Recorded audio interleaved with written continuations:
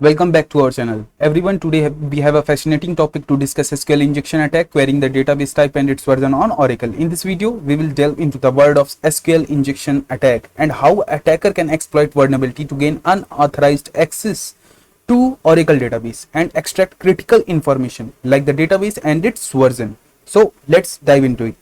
तो हम लोग बात कर रहे थे एसक्यूएल इंजेक्शन के बारे में। एसक्यूएल इंजेक्शन का मेन मोटिव होता है कि हम उस डेटाबेस को कॉम्प्रोमाइज कर सकें। डेटाबेस इन द सेंस की जो भी हम वेबसाइट पे करेंटली वेबसाइट पे जो भी कुछ रन हो रहा होता है वो उसकी सारी इंफॉर्मेशन डेटाबेस के थ्रू आती है।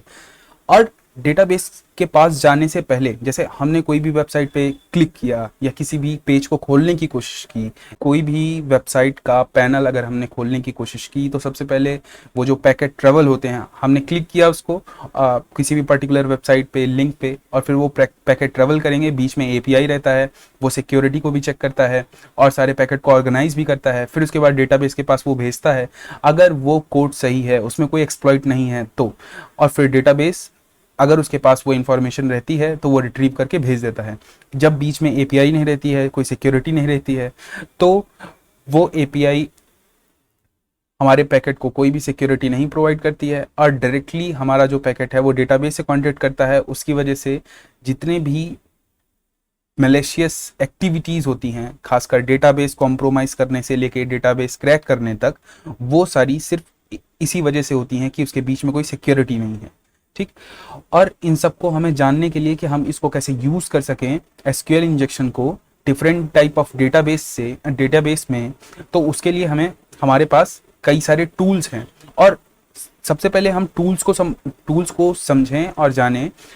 उससे पहले हम ये जानते हैं कि वो किस लैंग्वेज पे वर्क करता है। डेटाबेस खासकर माइस्क्यूएल लैंग्वेज पे वर्क करता है। अधिकतर डेटाबेस, बहुत सारे डेटाबेस हैं, जैसे ओरेकल हो गया, माइक्रोसॉफ्ट हो गया, माइस्क्यूएल हो गया, और हाँ ये 3-4 मोंगोडीबी भी। तो ये सारे डेटाबेस क्या करते हैं, इनके पास खुद का सपोर्ट सिस्टम रहता है। ये अपने डेटा को अलग अलग पार्ट में डिवाइड एंड कॉन्करर मेथड के थ्रू स्टोर करते हैं अपनी सारी इंफॉर्मेशन को। जब भी हम कोई एसक्यूएल इंजेक्शन करने जाते हैं तो उसके पहले हमें काफ़ी सारी चीज़ों का, खासकर उसकी लैंग्वेज का अच्छा नॉलेज होना चाहिए। जैसे कि स्ट्रिंग कॉन्कैटिनेशन, किसी भी दो स्ट्रिंग्स को हमें जोड़ना हो तो उसके लिए हम, ये आप देख सकते हैं यहाँ पे हम डबल बार का यूज करेंगे। ठीक, फिर उसके बाद अलग अलग लैंग्वेज, अलग डेटाबेस रहेगा, उसकी लैंग्वेजेस अलग रहेंगी, उससे कम्युनिकेट करने का तरीका अलग रहेगा। इसी वजह से हम चीजें भी, लैंग्वेजेस भी दूसरी यूज करेंगे। स्ट्रिंग कॉन्कैटिनेशन, सब स्ट्रिंग, कमेंट सबसे इंपॉर्टेंट रहता है। क्यों? क्योंकि कई बार हमें सिर्फ यूजर नेम पता होता है, उसका पासवर्ड नहीं पता होता है। हम सिर्फ यूजर नेम पता करके उसके पासवर्ड को नेग्लेक्ट कर सकते हैं थ्रू कमेंट, क्योंकि डेटाबेस के पास उतने समय कोई सिक्योरिटी नहीं है और हम सिर्फ उसको डेटा भेज रहे हैं कम्युनिकेट करने के लिए, और वहां पे कोई भी ऐसा सिक्योरिटी फीचर नहीं है कि वो हमारे डेटाबेस को समझेगा या जानेगा। और जैसा कि हम आज के टॉपिक में जानने वाले हैं कि हम डेटाबेस का वर्जन कैसे फाइंड करें। किसी भी डेटाबेस का वर्जन, चाहे वो ओरेकल का हो, चाहे माइक्रोसॉफ्ट का हो, चाहे पोस्टग्री का हो, पोस्टग्री एसक्यूएल, चाहे माइस्क्यूएल का हो, उसके लिए हम ये सारे चिट शीट्स का यूज करेंगे। जैसे ओरेकल के लिए हम यूज करते हैं select banner from V version. Banner उसकी एंटिटी है, उसकी एंटिटी है जहां पे वो पर्टिकुलर डेटा सेव हुआ है। फ्रॉम मीन्स कि हम कहाँ से वो डेटा ले रहे हैं, एंड वी वर्जन, इसका मतलब हम उसका वर्जन फाइंड करना चाह रहे हैं। इसको हम किस तरीके से लैब में इंप्लीमेंट करते हैं, अब हम वो देखेंगे। तो फिर अभी हम आ गए हैं इंप्लीमेंट करने के लिए अपने उस प्रोग्राम को कि एसक्यूएल इंजेक्शन के थ्रू हम किसी भी डेटाबेस का वर्जन कैसे फाइंड करें। तो जैसा कि आप देख सकते हैं, इसे कहते हैं बब स्वीट। बब स्वीट क्या करता है कि जितने भी पैकेट्स ट्रांसफर हो रहे हैं वेबसाइट थ्रू डेटाबेस, वो सारे कैप्चर करता है, उसे एनालाइज करता है और हमें एक रिपोर्ट प्रोवाइड करता है। रिपोर्ट नहीं कह सकते हैं, एक तरीके से उसकी सारी इंफॉर्मेशंस, कितने पैकेट्स जा रहे हैं, क्या फॉल्ट है उसमें, क्या इंफॉर्मेशन ट्रेवल हो रही है डेटाबेस तक, तो उसके बीच में हम पैकेट को ही मैनिपुलेट कर सकते हैं वहां तक पहुंचने से पहले, जो कि हम वेबसाइट पे नहीं कर सकते। यूजर हमारे लिए रेस्ट्रिक्शंस लगा के रखता है, जो क्लाइंट है वो हमारे लिए रेस्ट्रिक्शन लगा के रखता है, जो डेवलपर है वो बनाते समय रेस्ट्रिक्शंस लगा देता है, वो हम बब स्वीट के थ्रू हटा सकते हैं। मीन्स अगर हम कई वेबसाइट पे जाएं जो काफ़ी हाईली प्रोटेक्टेड हैं। वहां पे हम जब भी इंस्पेक्ट या व्यू पेज सोर्स करने के लिए उस वेबसाइट को खोलने की कोशिश करते हैं, वो वेबसाइट कभी नहीं खुलती है। ऐसा क्यों? क्योंकि वहां पे रेस्ट्रिक्शन लगा हुआ है। कई कई वेबसाइट तो ऐसी हैं, वहां पे आप डबल क्लिक करने पे कोई ऑप्शन ही नहीं आता है। मीन्स कि हम उसकी कोई भी वैल्यू या इंफॉर्मेशन या उसका कोई भी वैल्यूएबल एसेट हम नहीं देख सकते हैं।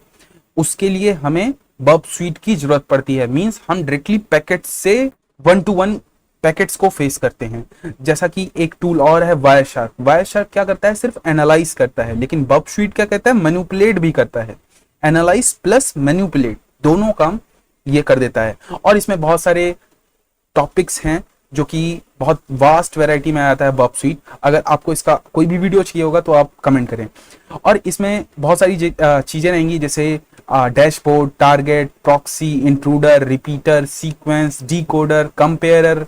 मींस कि आपको अगर कोई भी साइफर टेक्स्ट है आपके पास और उसे डिकोड करना है, तो उसके लिए यहाँ पे डिकोडर भी है, कंपेयरर भी है, लॉगर भी है, एक्सटेंडर भी है।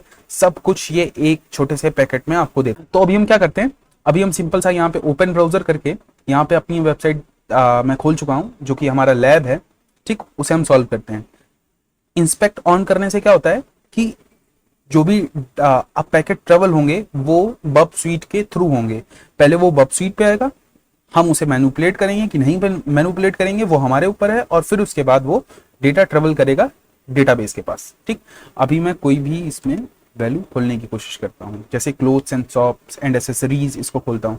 ये एक वेबसाइट है और हमें इस वेबसाइट के डेटाबेस का वर्जन फाइंड करना है।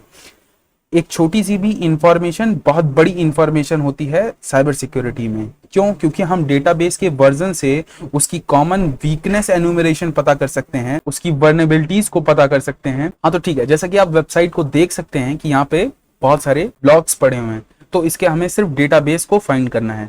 ठीक, तो आप यहाँ पे देख सकते होंगे गेट और पोस्ट दो मेथड होते हैं। गेट मेथड मींस कि हमें जितनी भी इंफॉर्मेशन रहेगी वो शो होगी। पोस्ट वो अधिकतर पासवर्ड और हाईली ऑथेंटिकेशन की जगह, जहां पे बहुत ज्यादा डेटा उनके लिए इंपॉर्टेंट रहता है, वहां पे वो पोस्ट मेथड यूज करते हैं, जैसा कि पासवर्ड हो गया और बहुत सारी एंटिटीज हो गई। ठीक, अभी हमें क्या करना है कि इस कैटेगरी के आगे हमें चेंजेस करने हैं। ये जो वेबसाइट है ये हमारी डेटाबेस से कनेक्ट कर रही है। कनेक्ट करने के बाद वो कैटेगरी को बता रही है कि हमें क्लोथिंग में जाना है, शूज में जाना है, एसेसरीज में जाना है, उनकी जितनी भी डिफरेंट टाइप की एंटिटीज होंगी। फिर उसके बाद हम आते हैं अपनी कैटेगरी में ही चेंज करेंगे, ताकि हम डेटाबेस को बता सकें कि हमें चाहिए आपके डेटाबेस का जो वर्जन है वो, या उसका यूजर नेम पता है हमें, आप पासवर्ड दे दीजिए या पासवर्ड को आप कमेंट कर दीजिए। तो हम जिस तरीके से इसको मैनिपुलेट करके कोड को भेजेंगे उस तरीके से डेटाबेस मैनिपुलेट होगा। ठीक, तो अभी सबसे पहले हमें करना क्या है, जैसा कि हम हर बार स्टार्ट करते हैं किसी भी क्वेरी को, MySQL को जब यूज करते हैं डेटाबेस के अगेंस्ट, तो हमारा सबसे पहला ये टास्क रहता है कि यहाँ पे लिखते हैं हम यूनियन। ठीक, फिर उसके बाद हमें करना क्या रहता है कि उस पर्टिकुलर एंटिटी को सिलेक्ट करना होता है। ये सब कैपिटल लेटर में रहेगा। खासकर MySQL में जब भी हम कोई भी चीज टाइप करते हैं या उसमें कुछ लिखने की कोशिश करते हैं, वो सारी चीजें कैपिटल लेटर में ही रहती हैं। ठीक, फिर उसके बाद प्लस साइन मींस की एडिशन, ऐड हो रहा है, और इसमें अगर हम प्लस साइन यूज भी करते हैं तो वो इस फॉर्मेट में कुछ आ जाता है, परसेंटेज में। हर बार जब भी हम प्लस यूज करेंगे तो वो परसेंट की तरीके का, जब भी हम परसेंट यूज करेंगे या ये मॉडुलस यूज करेंगे वहां पे वो परसेंट के तरीके का यूज होगा। ठीक, प्लस। फिर उसके बाद हम यहाँ पे सिंगल यूनिट कोड लेंगे। फिर अभी यहाँ पे हम कुछ भी एंटिटी डालेंगे, अगर हमें पता होगी तो, अगर हमें पता होगी तो, नहीं पता है तो कोई बात नहीं। अब फिर उसके बाद यहाँ पे हम कॉमा लिखेंगे और फिर double single unit code and कुछ भी रैंडम। फिर उसके बाद यहाँ पे हम एक प्लस लगाते हैं। ये जो मैंने दो एंटिटी लिखी है ABC और DEF, ये उसका उस डेटाबेस के अंदर की एंटिटी मैं मान के चल रहा हूं। ऐसा कोई जरूरी नहीं है कि यही हो। अब जो भी डेटाबेस उसने क्रिएट किया है या इस पर्टिकुलर सॉफ्टवेयर ने क्रिएट किया है मुझे नहीं पता है, लेकिन मैं बस देखने की कोशिश कर रहा हूं कि डेटाबेस रिप्लाई कर रहा है कि नहीं, उधर से पैकेट्स रिसीव हो रहे हैं मेरे पास कि नहीं। अगर रिसीव होंगे तो यहाँ पे शो करेगा या तो इंटरनल एरर या तो ये वेबसाइट कुछ ब्लैंक सी शो होगी। ठीक, फिर उसके बाद हम यहाँ पे प्लस लिखे, फिर उसके बाद जैसा कि हमें कैपिटल लेटर में लिखना है, फ्रॉम मीन्स कहाँ से हम वो पर्टिकुलर डेटा उठा रहे हैं या ले रहे हैं, ठीक। तो यहाँ पे हम लिखते हैं डुअल। अभी हम यहाँ पे लगाते हैं डबल डैश। डबल डैश लगाने का मतलब है एसक्यूएल इंजेक्शन में कि हम उस पर्टिकुलर पैरा को कमेंट कर दिया है हमने उसे, ठीक। अब हम इसे फॉरवर्ड करते हैं, ठीक। ये देखिए यहाँ पे आ रहा है error, no response received from remote server, ठीक।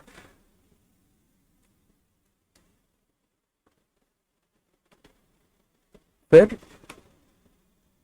अब हम चलते हैं इसका वर्जन फाइंड करने के लिए। जैसा कि मैं आपको दिखा दूं, यहाँ पे मैं पहले ही बता चुका हूं कि जब भी हमें डेटाबेस का वर्जन फाइंड करना हो तो अलग अलग डेटाबेस में अलग अलग प्रोग्राम्स दिए हुए हैं जिनके जरिए हम उसका डेटाबेस फाइंड कर सकते हैं। तो यहाँ पे जो हमारा प्रोग्राम लगेगा वो लगेगा वी वर्जन, जिसके वजह से, जिसकी मदद से हम डेटाबेस के वर्जन को फाइंड कर सकेंगे, ठीक। यहाँ पे हमने लिखना है यूनियन सेलेक्ट प्लस बैनर। यहाँ पे पार्ट है, एक पार्ट मीन्स कि इसके वेबसाइट का एक और पेज, ठीक। हम पहले सेलेक्ट किए, बैनर सेलेक्ट किया हम लोगों ने, फिर उसके बाद जो वैल्यू होगी हम सेलेक्ट करेंगे वो होगी नल। नल मीन्स कि इसके आगे जो भी वैल्यू है वो हमें नहीं चाहिए, जो हमें वैल्यू चाहिए वो है फ्रॉम और फिर प्लस वी और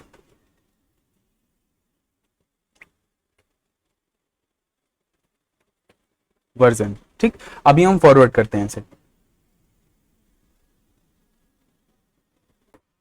तो जैसा कि आप देख सकते हैं यहां पे हमने डेटाबेस के वर्जन को फाइंड कर लिया है, NLSRTL वर्जन 11.2.0.2 प्रोडक्शन, ठीक। तो ये हमारा लैब अभी सॉल्व हो चुका है।